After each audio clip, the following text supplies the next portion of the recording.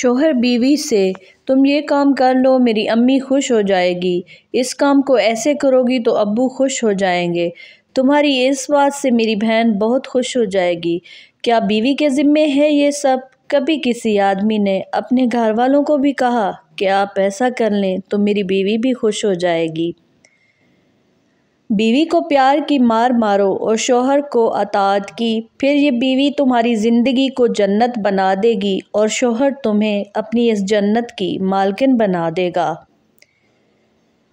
جب شوہر کی توجہ بیوی میں کم اور موبائل میں زیادہ ہو جائے تو سمجھو کہانی میں تیسرا کردار شامل ہو چکا ہے۔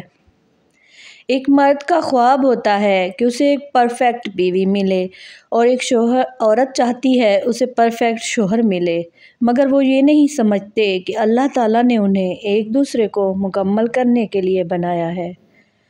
ایک خوبصورت نصیحت۔ ایک شخص نے شادی کے موقع پر بزرگ سے کچھ نصیحت کرنے کے لیے کہا۔ بزرگ نے یہ جامع نصیحت کی، تمہاری جیون ساتھی اپنے شفیق باپ، مہربان والدہ اور جان لٹانے والے بھائی چھوڑ کر تمہارے پاس آ رہی ہے، لہٰذا تم اس کے لیے یہ سب کچھ بن جاؤ۔ کچھ مرد عورت کو اپنے حسن اخلاق اور محبت سے یہ سکھاتے ہیں کہ ہر مرد ایک جیسا نہیں ہوتا۔